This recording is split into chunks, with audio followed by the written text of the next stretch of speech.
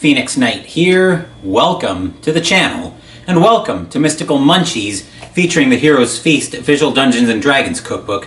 The pan-fried knucklehead trout last night came out really good, if a touch oniony, but I think some of that was just from the shallots. This week we're on to the last recipe for the month. We're on to the dessert, Trolltide Candied Apples. First up, let's tell the story. Troll or Treat. Held on the first day of every Kythorn, the Trolltide holiday commemorates the city of Waterdeep's victory during the Second Troll War. Dressed as the pesky troll invaders, children scamper from door to door demanding tasty tributes such as candies, fruits, and salted meat sticks. Shops and homes that come up short are sure to face the consequences at sundown. Mischievous pranks that range from late-night troll scratchings at the door to far more insidious missile attacks that involve raw eggs on unprotected entryways, windows, and signs. These delicious candied apples, often carved with silly or spooky troll faces, serve as the perfect ransom to ward off ill-tempered trolls, ensuring peaceful Trolltide evenings for well-prepared Waterdeevians. This might have also been a good recipe for around Halloween time, but we had another cookbook lined up for that. And what we have is, for ingredients as usual, is over at the table, so let's head in that direction.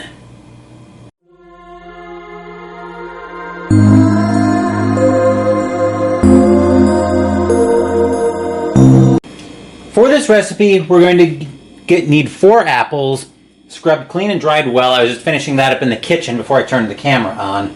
And a note here, for best results you'll probably want to use hard or tart apples such as Honeycrisp or Granny Smith. I'm using Honeycrisp as they were 99 cents a pound. And one thing to note is supermarket apples often have a coating to help protect them, so make sure to scrub your apples well and dry them thoroughly, which I've done that. We also need 1.25 cups of sugar, 3 tablespoons of light corn syrup, half a teaspoon of red food coloring plus potentially more later, 1/4 cup of water, and 1/4 teaspoon of vanilla extract. So now let's move into the kitchen and start putting the recipe together.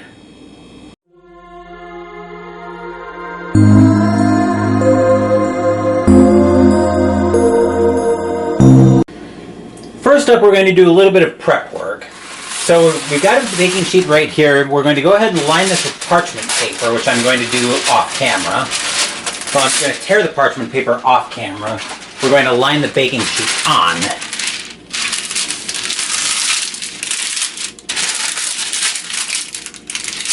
Parchment paper has never liked staying for me, but hopefully we can get this to cooperate with us here. That seems like it'll work. Now we're going to take our apples, right? Yes. Spear each apple through the core and then most of the way through the fruit with a popsicle stick or a chopstick. I've got these apple sticks that I found at the grocery store this morning, so we're going to use these. We're going to put those core side up. That will move over to the dishes.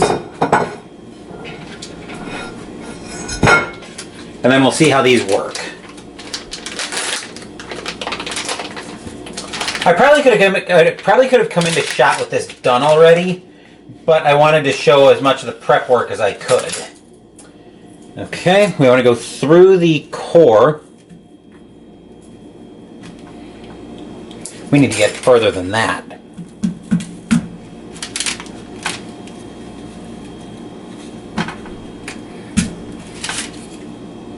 Okay, I poked through, which is probably not where I want to be, but oh well.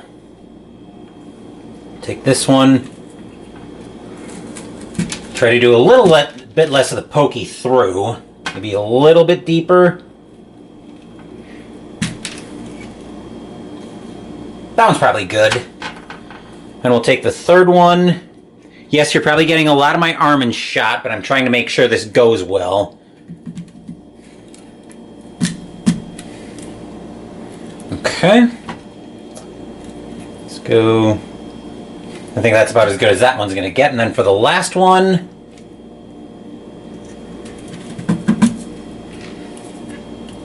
see if we can go a touch deeper with that.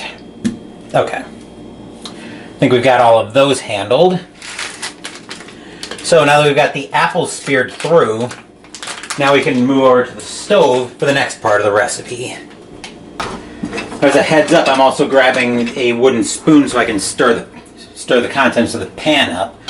Just as a heads up though, this is another one of those recipes where it looks like the boil and everything on the stove is going to be way too important to this recipe. So we're going to watch it in real time as much as possible. So yes, this is probably going to make for another boring episode of Mystical Munchies, but it's another case where the boil has the potential to very much screw the recipe up. So I don't want to do that. We're going to be in a small saucepan over medium-high heat. So we want to combine the sugar, which we've got our 1.25 cups of right here. I'll go ahead and get that out.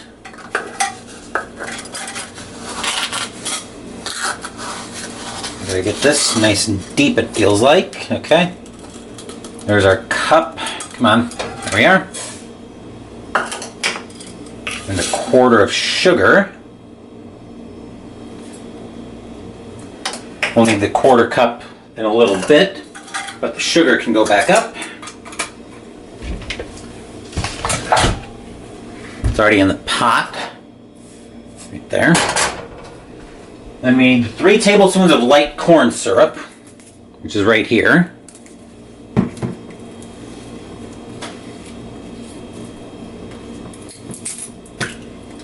Ah. Looks like it had a seal, a quality seal probably. I've got a 1.5 tablespoon here, so I'll only need 2 of these. Man, that's thick. Probably one of my first times ever working with light corn syrup.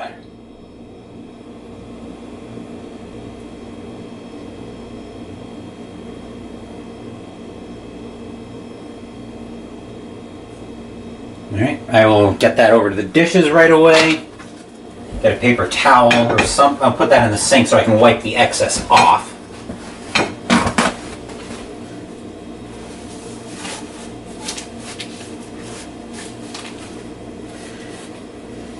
Seems like there's going to be a thickening agent to help the mix hold. But that can go back up as well. Once it decides it wants to close for me, there we go. Oh, derp. Didn't realize the cat had the plastic wrap on it. So that can go back up. Next we want the 1/2 teaspoon of red food coloring, which I've got my red food coloring right here.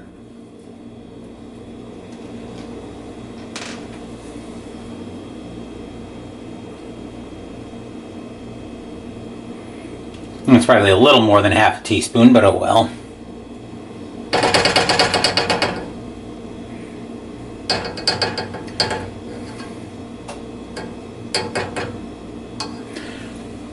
Let me see if I can get a little more of that out.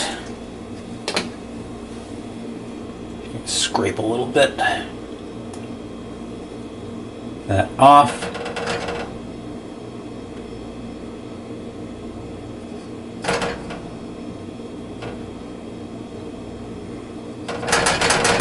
That's probably about as much as I'm going to get, so I'll give the hand a quick wash.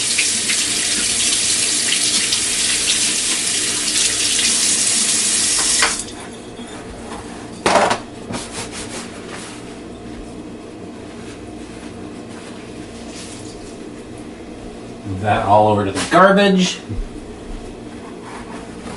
Give my hand one more quick wipe. And then the 1/4 cup of water, which I'm actually going to bring the pot over to the sink for a second.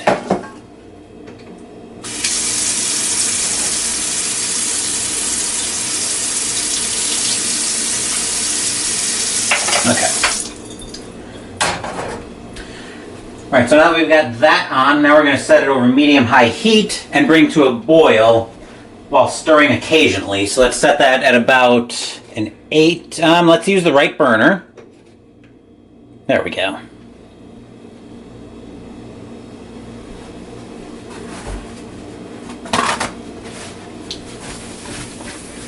Let's see if I can do a little bit of stirring to get this to combine a little bit more.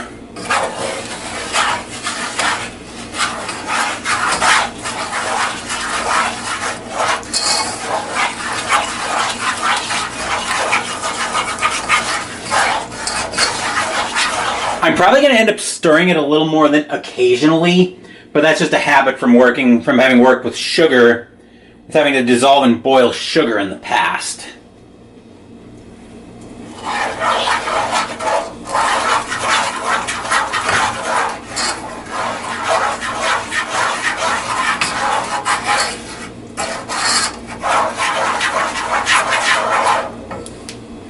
Seems like that's dissolving pretty well, and I'm not gonna put the camera down over the top of the pot as usual, just because I don't want to get the camera any closer to boiling liquid than I can possibly avoid. Whether that's water, oil, what else have you. And also, as I mentioned, we're going to watch this in real-time boil, because I'm sure the boil is going to be way too important to the recipe. I may have to shut the camera off for my usual small break, but again, we're going to watch this in as much real time as possible.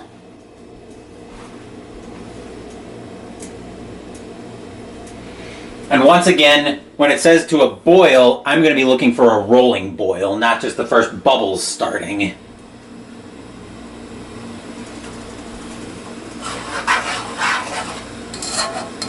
I know I've mentioned that in the past I think I mentioned that in particular with the no-bake cookies, and that being, well, actually it wasn't the type of boil that I got into trouble with the no-bakes, if you remember that.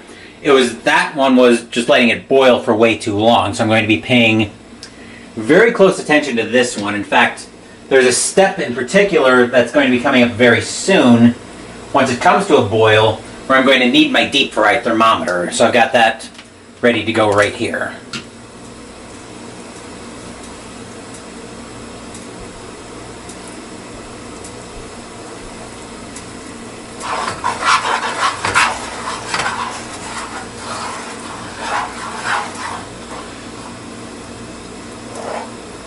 Fortunately, this seems to be coming to a boil fairly quickly.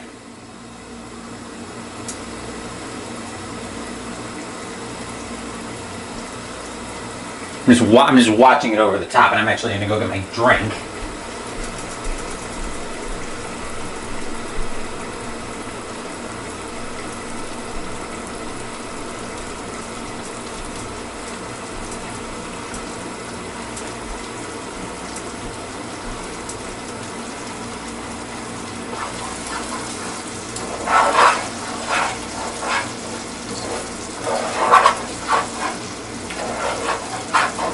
Okay, looks like that's actually starting to boil now that I look at it. So now's the part where I need the thermometer. So now we need to bring the heat down to medium, and here's where I need the thermometer. So once I bring the heat down and simmer it, we're going to stir the pan occasionally until the mixture registers between 300 and 310. So I'm going to split the difference in, let's say, 305, which should take about 15 to 18 minutes.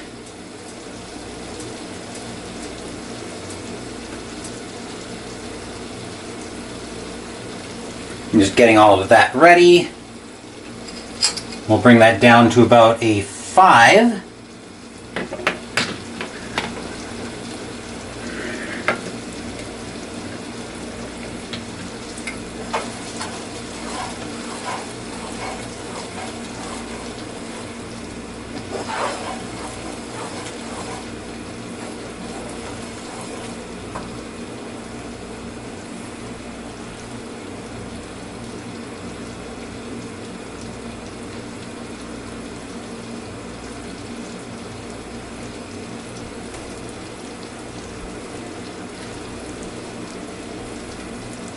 Also, I just got an email about something later tonight.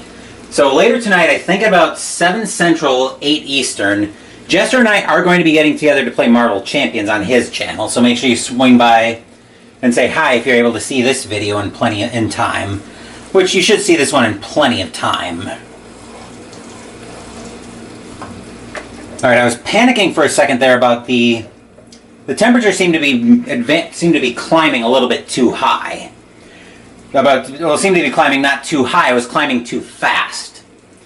Now it seems like it's settled down, so that should be moving there. I'm actually going to reply to said email. So you're going to hear me typing on my iPad.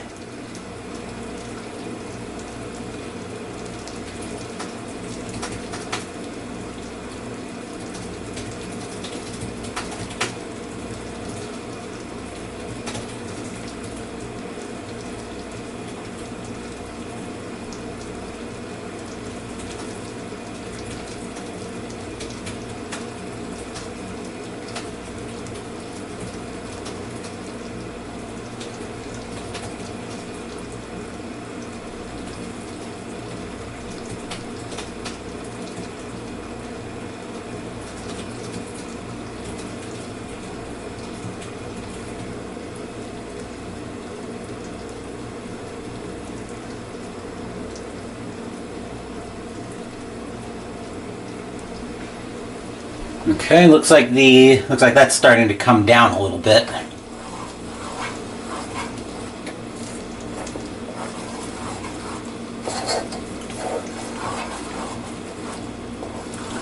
And the temperature is climbing a bit more slowly now, which is great. I'm a little bit concerned that it still seems to be boiling even though I brought the heat down. I'm going to bring it down a little bit further.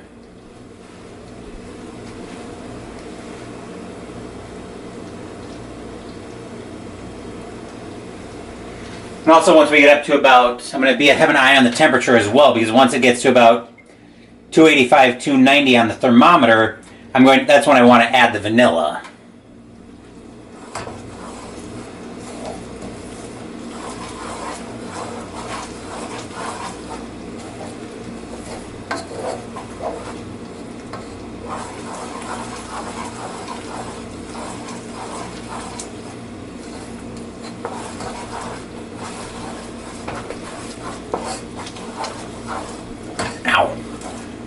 I'm trying to kind of be able to see over the pan a little bit at a weird angle, and the corner of the range hood is kind of poking my head a bit.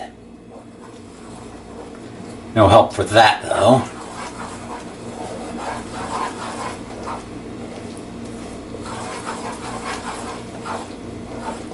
So it looks like we've got another 50 degrees to go up before we're ready for this.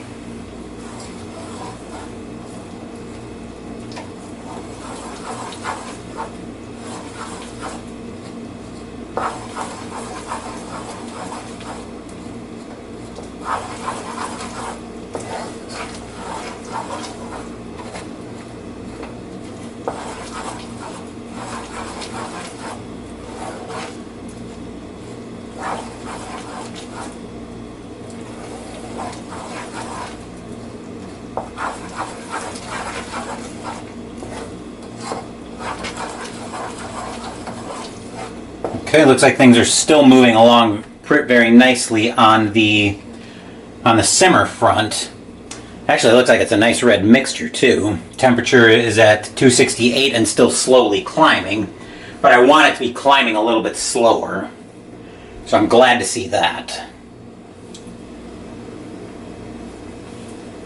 Like I said, I'm looking for about that 280, 285 milestone, and we're getting close to it before I want to add the 1/4 teaspoon of vanilla.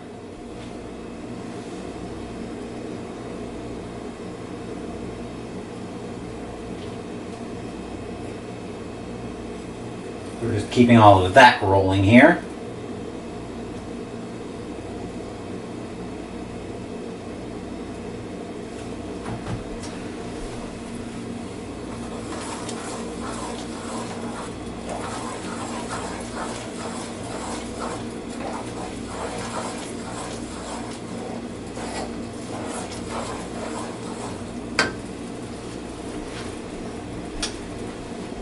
Okay. Just keeping an eye on my times as well, just to make sure I don't need to shut the camera off in the middle of the boil for a small break. 279. Just watching the temperature on the thermometer.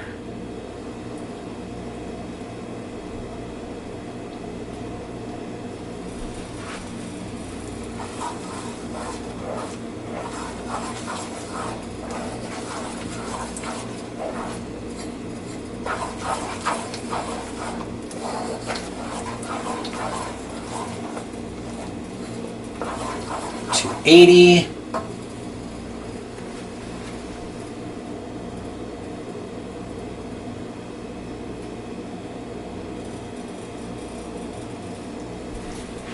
$286. Okay, so I bypassed it a little bit, but not too bad. So now I want to add the 1/4 teaspoon of pure vanilla extract.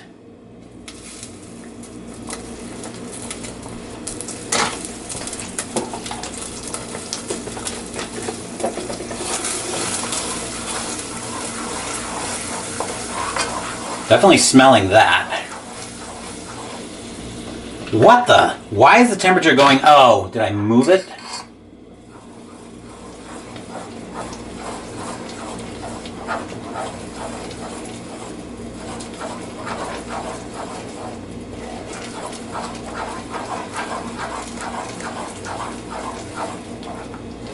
Suddenly the temperature on the thermometer dropped like 20 degrees and I was like, wait, what? Why? But I think it was just the introduction of the vanilla that made it drop that fast.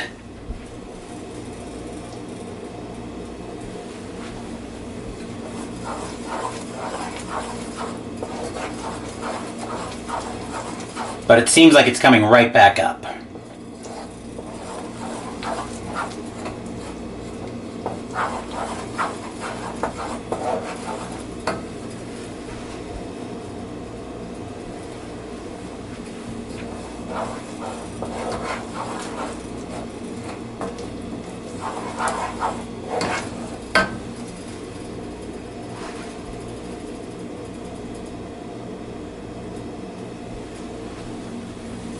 Alright, looks like we should be just about to temperature. There we are. Okay, you zip it. Up. Whoa. Okay, molten candy mixture, probably bad. So now we need to get this off the heat, and now we need to work quickly. So let's bring it right back over to the countertop.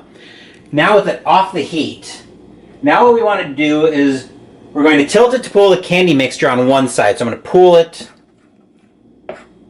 toward me. Actually, I don't know if I want to tilt it that far. But what we're going to do now is we're going to take each apple and we want to dip them to twirl them and coat, we want to dip them one at a time, twirling them to coat entirely with the mixture. Then we're going to hold each apple over the pot to allow the excess mixture to drip off, and then right back to the parchment paper lined baking sheet. So, we'll do that. I'll see if I can bring a little bit more of the mixture back down. Seems like it's already starting to congeal, so I need to get moving on this.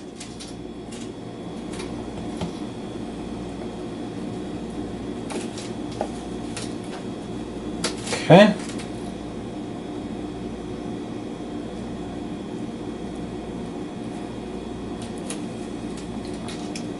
See if we can do all four of these before the camera wants to shut off. That one's right back to the parchment paper. We'll do number 2.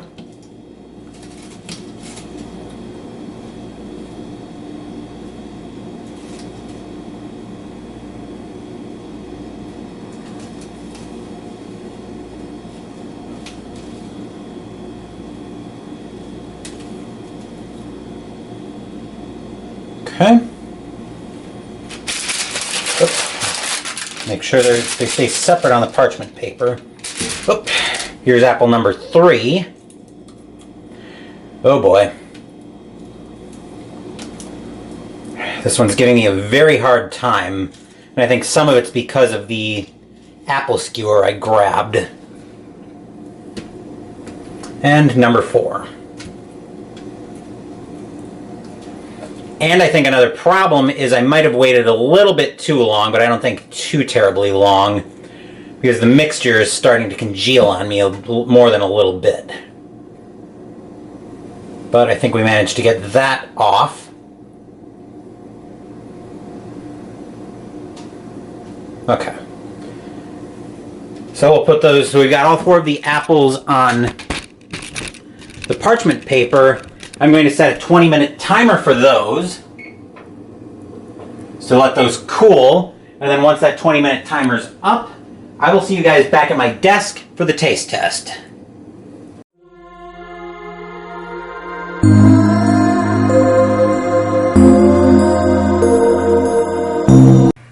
I've got one of the candied apples right here. Before we get into the taste test, take a listen. That is hard. That is either intended behavior, or I'm not going to be able to bite through this apple. I'm not going to pick too much of a fight with it in case I can't, but let's give it a shot and see what happens. Yeah, I just...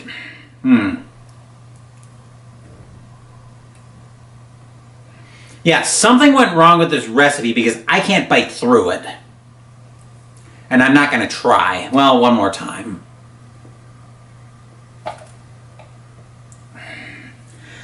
I almost wonder if I need to heat it up a little bit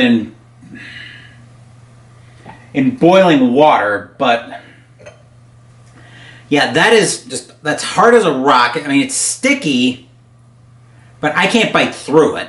And I'm, as bad a shape as my teeth are in, I'm not going to try. Well, just...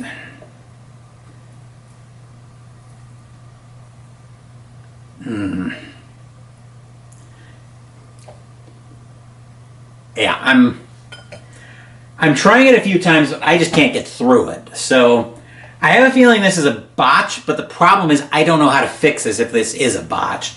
Maybe I need to heat it up for a little bit in boiling water or something, but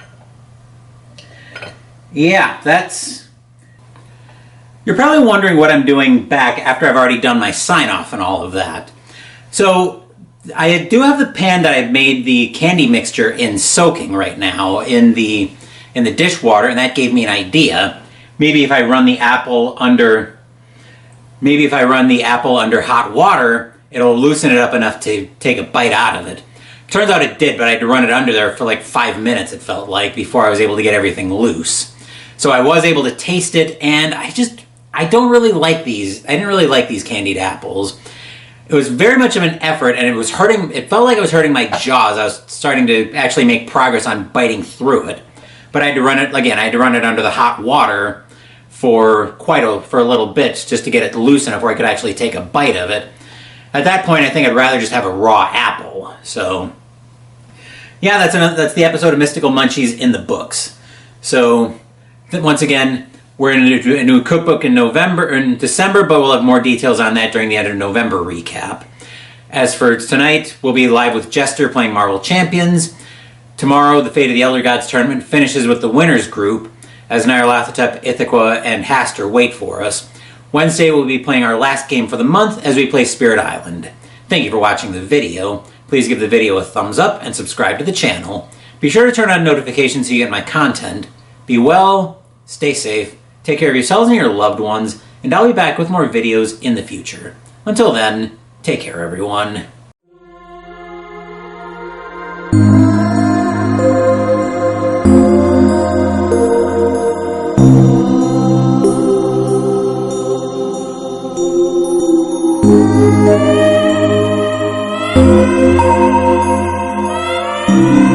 you.